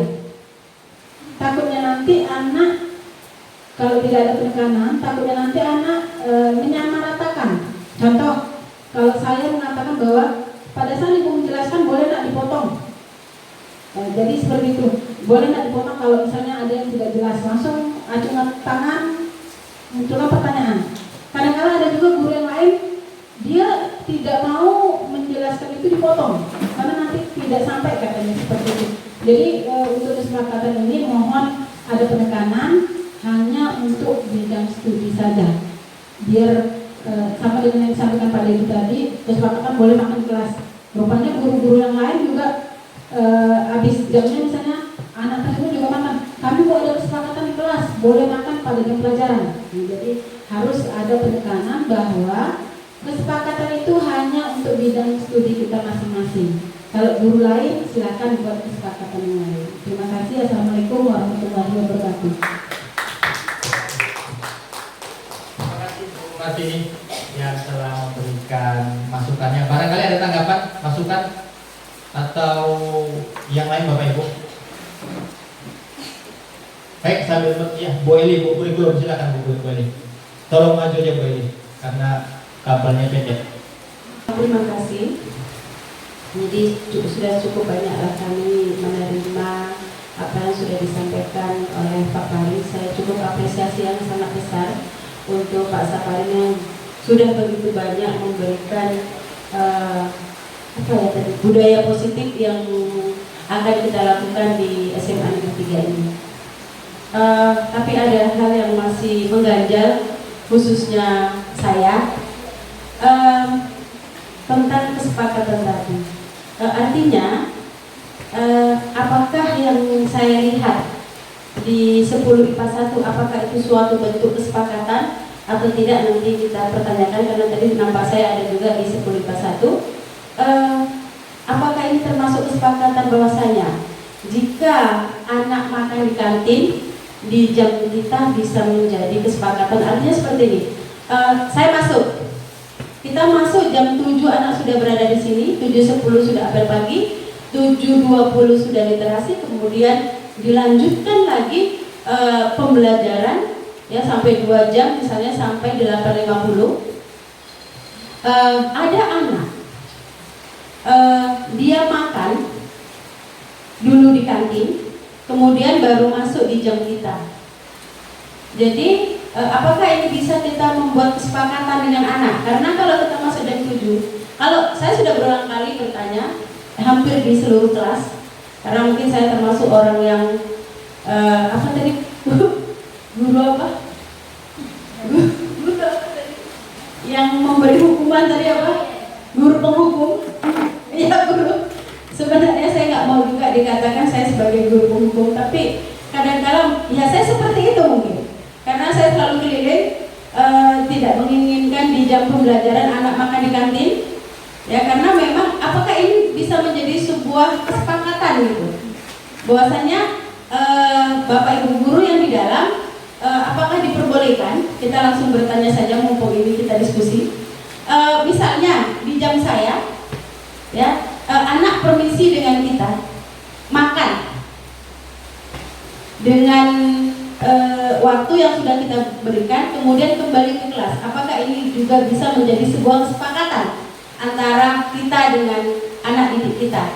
Karena kan kalau misalnya Bapak dan Ibu guru membuat kesepakatan seperti itu di kelas, dan mungkin saya tidak tahu, ya kan, pas saya keliling nampak anak makan, ya kan, padahal mungkin kesepakatan Bapak Ibu itu mungkin salah satunya ada di dalamnya seperti itu. Misalnya, kalau itu menjadi suatu kesepakatan, nah, itu yang pertama. Yang kedua, bagaimana? Tadi saya belum dapat sesuatu memang yang mengapa diri saya. Bagaimana cara kita, ya, supaya benar-benar kita bisa menerapkan Ki Hajar Dewantara ini, bahwasanya ini seluruhnya berpusat pada anak. Kemudian kita juga jangan menjadi guru penghukum anak. Misalnya kita teriak-teriak ini apel pagi, saya lah khususnya, ya, menyuruh anak. Bagaimana cara kita supaya anak itu mau dengan sendirinya?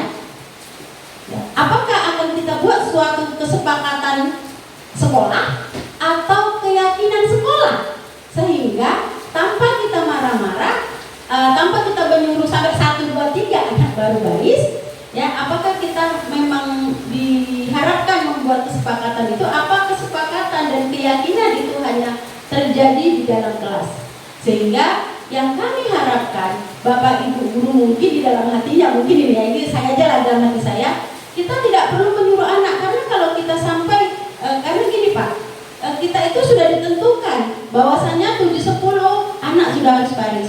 Kalau tidak, kita tidak bisa memberikan apel pagi. Di mana 7.20 kita dan Bapak Ibu guru yang lainnya harus sudah masuk di dalam kelas, kemudian melaksanakan literasi sesuai dengan kesepakatan kita kemarin. 7.30 harus, 7.35 harus sudah memberikan materi kita. Seperti itu. Apakah itu bisa kita ubah dengan kesepakatan atau keyakinan tadi? Terima kasih. Mungkin itu saja Pak. Baik Bapak Ibu, beri aplaus untuk Bu Eli selaku wakil kurikulum. Terima kasih Bu Eli atas masukan dan pertanyaannya. Atau sebelum saya coba menjawab, ada Bapak Ibu yang menanggapi? Baik Bapak Ibu ya.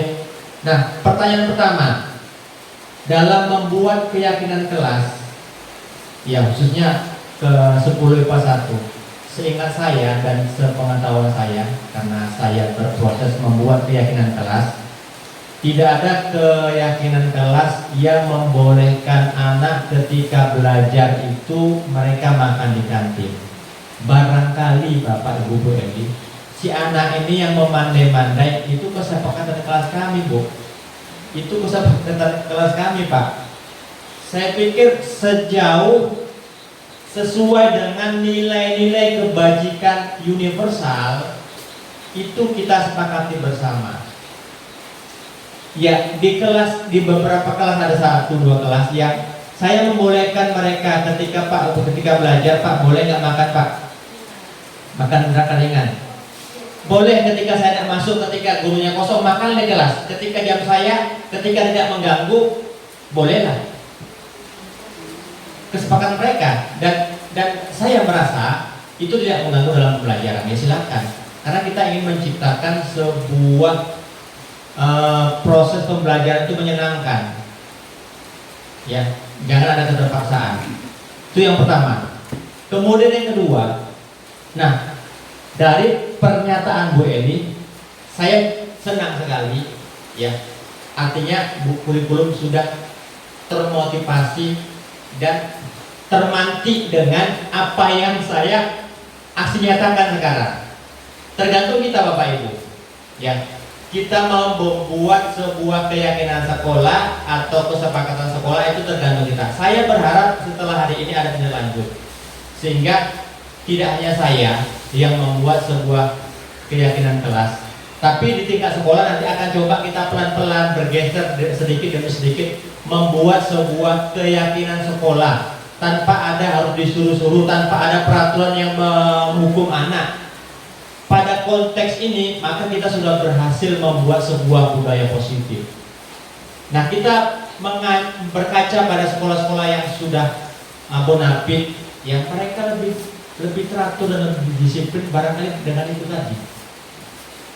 Ya, posisi kita hari, khususnya saya berefleksi saya sendiri, bahwasanya saya juga masih merasa sebagai penghukum, merasa sebagai seorang pembuat perasa bersalah. Posisi manajer itu ketika anak kita sudah mempunyai motivasi intrinsik, sudah mempunyai motivasi dari dalam.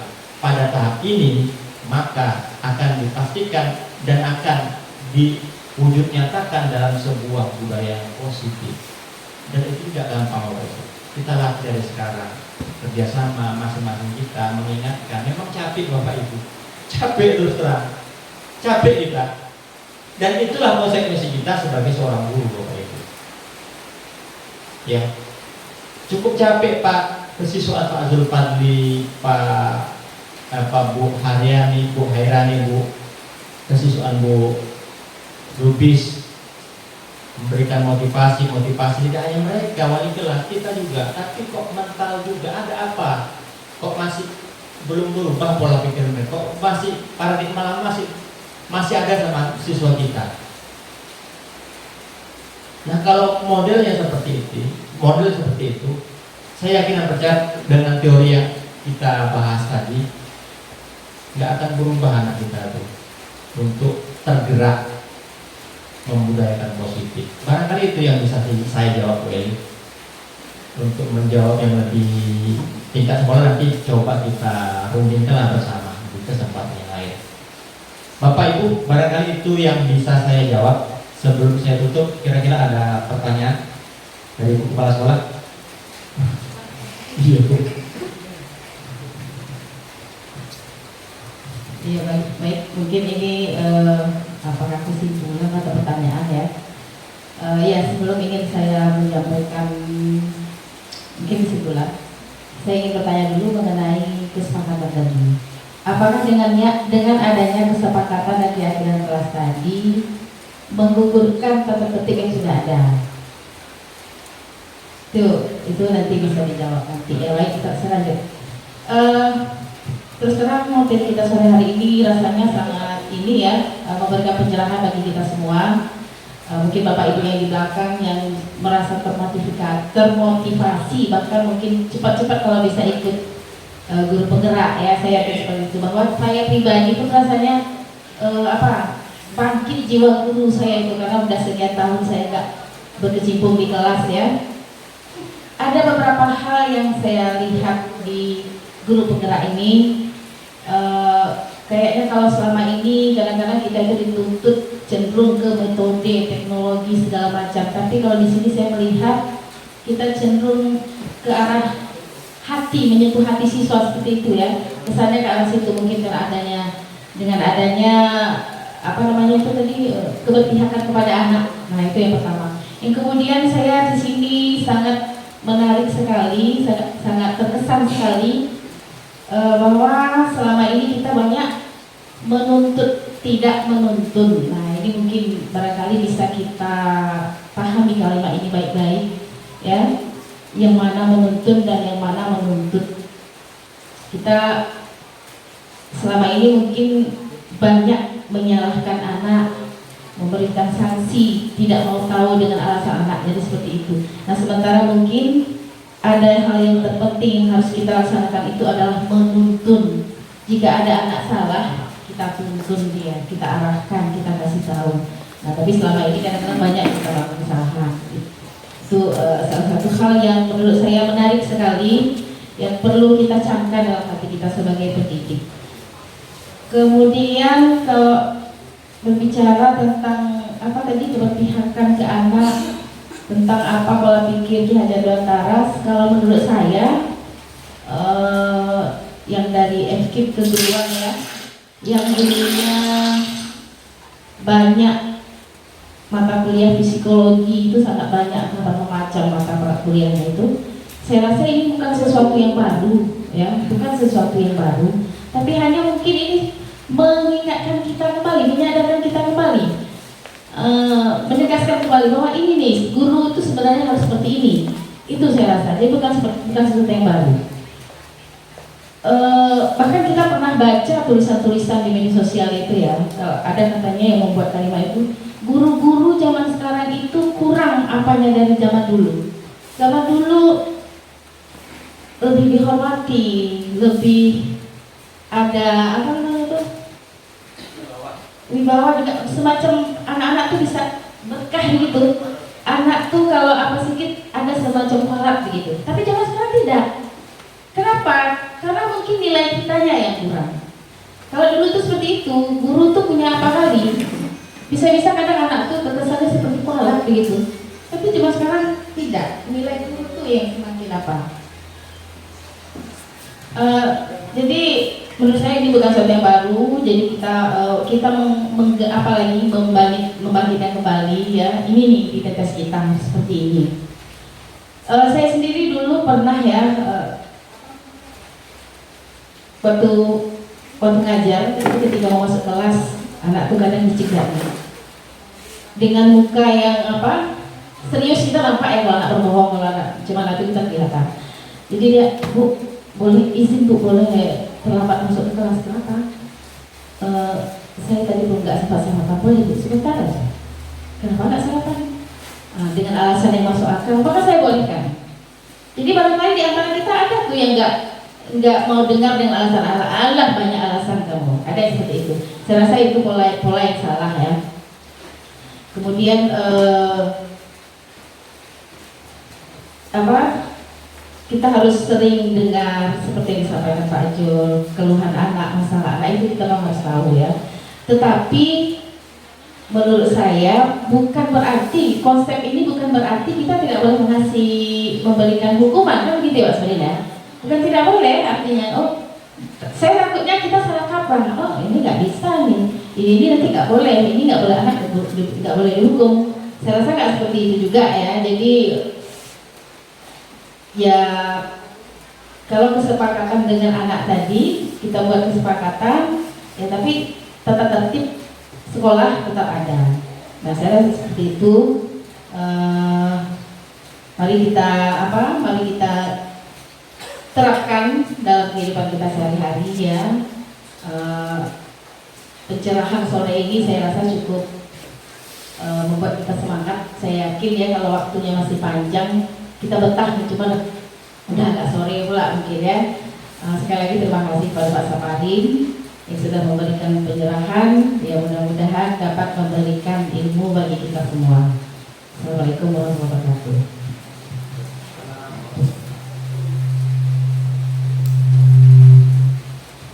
Baik, terima kasih Ibu Kepala Sekolah yang sudah memberikan kesimpulannya dan tanggapan terkait dengan materi yang kita bahas pada hari ini. Sebelum saya tutup, sedikit menambahkan atau katakanlah memberikan jawaban terkait dengan apa yang disampaikan oleh Ibu Kepala Sekolah.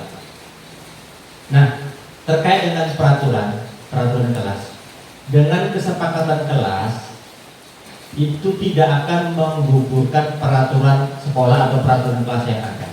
Justru dengan keyakinan kelas, bagaimana anak kita dorong dengan motivasi dari dalam agar mereka tidak melanggar peraturan kelas. Bukan karena ada poin mereka datang terlambat, bukan karena ada hukuman mereka tidak mengerjakan tugas, tapi mereka menyadari dengan sepenuh hati bahwasanya itulah kewajiban kami sebagai seorang peserta didik. Kemudian yang kedua, Bapak Ibu, terkait dengan proses pendidikan guru penggerak, banyak mengarah ke pembentukan karakter, ya, banyak mengarah ke pembentukan karakter dan membentuk profil pelajar Pancasila. Ini sesuatu yang baru barangkali, istilahnya saja berbeda dengan karakter. Nah, memang demikian Bapak Ibu, karena untuk membuat sebuah disiplin positif, budaya positif itu dibutuhkan karakter yang kuat, dibutuhkan keyakinan yang timbul dari dalam peserta didik. Selanjutnya Bapak Ibu, proses menuntun. Dan saya berharap setelah hari ini, mohon maaf Bapak Ibu, saya tidak memposisikan sebagai pengajar Bapak Ibu. Di awal saya coba memantik bagaimana kita membuat sebuah refleksi bersama, sehingga kita terbawa dan mengkoneksikan ke dalam sekolah kita. Ketika hari ini saya berbicara di depan, barangkali memang sudah takdir saya ikut proses guru penggerak, sehingga saya punya kewajiban. Sebenarnya tugas aksi nyata, tapi kalau bahasnya tugas seolah-olah berat. Tapi saya katakan ini kewajiban saya menyampaikan apa yang sedikit saya dapatkan dari guru penggerak. Hari ini saya wujud nyatakan Bapak Ibu. Dengan harapan apa? Sama-sama kita bergerak, sama-sama coba kita merubah mindset anak didik kita. Kalau bukan gurunya, kalau bukan kita, siapa lagi? Tak mungkin orang lain. Kita yang pola mendidik anak dan merebut anak sekolah kita Bapak Ibu. Baik Bapak Ibu, saya mengucapkan ribuan terima kasih kepada Ibu Kepala Sekolah, Ibu Kurikulum, Bapak Dedi, dan Bapak Ibu yang lain yang sudah antusias dengan kegiatan hari ini sampai dengan sore ini. Saya tidak menyangka, saya tadi target 1 jam, tapi ternyata lebih dari 1 jam, hampir 2 jam. Saya hitung-hitung di jam saya. Saya tidak menyangka bisa sampai 2 jam.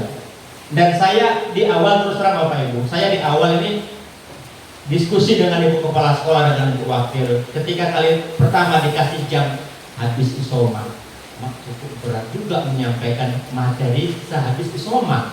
Itu jam-jam mengantuk. Saya berpikir di situ. Jadi bagaimana saya menyampaikan ini supaya kawan-kawan ini semangat? Sempat juga saya putus asa. Ya sudahlah, berapa yang ada. Tambah pula tadi kegiatan kunjungan siswa. Jadi dengan kegiatan ini saya termantik, khususnya di pendidikan guru penggerak, saya termantik dengan proses pembelajaran. Dengan guru penggerak saya akan banyak belajar. Saya belajar membuat YouTube, konten YouTube video setelah guru penggerak. Walaupun sebelum-sebelumnya di tahun 2020 saya pernah buat video YouTube, dan itu tugas untuk pelatihan online Bapak Ibu. Nah, setelah itu guru penggerak banyak positifnya, saya akan lebih rajin membuat konten. Jadi itu yang saya rasakan Bapak Ibu. Dengan kegiatan hari ini saya berharap Bapak Ibu, marilah sama-sama coba kita ikuti program pemerintah. Saya bukan merasa hebat bisa lulus guru penggerak, mengikuti proses guru penggerak. Sama kami, sama. Itu yang bisa saya sampaikan pada siang hari ini. Saya tutup dengan pantun, pergi berjalan ke kota Medan, singgah sebentar di alun-alun kota Kisaran. Kegiatan diseminasi telah dilaksanakan. Mari bersama membuat perubahan. Terima kasih. Wabillahi taufiq wal hidayah. Wassalamualaikum warahmatullahi wabarakatuh. Baik, terima kasih Pak Supari sudah menyampaikan yang luar biasa. Saya juga terkesan hari ini. Baik Bapak Ibu, itu adalah sedikit tentang pemaparan masih modul 1. Masih ada modul 2 dan modul 3 ya nantinya. Jika nanti memang berkenan akan diadakan acara seperti ini juga, tapi tidak lagi ngejar tugas, lalu memang ikhlas untuk berbagi. Nah, untuk Bapak Ibu juga sekalian yang ingin mengikuti guru penggerak nantinya angkatan 10, sekarang angkatan 9 sedang tes nih. angkatan 10 tidak ada salahnya nanti kita adakan acara pengisian bareng. Jadi ngisi kurikulum vitae-nya sampai esainya kita adakan secara bersama. Poin-poinnya apa yang akan dikejar di sana. Jadi kalau kita sudah bisa menghasilkan apa poin-poin yang dikehendaki mereka, insya Allah kita bisa lulus di guru penggerak. Itu ya. Saya ingin mengucapkan biar terudaya. Wassalamualaikum warahmatullahi wabarakatuh. 2, 3. Guru penggerak bergerak tergerak menggerakkan SMA 3 mantap.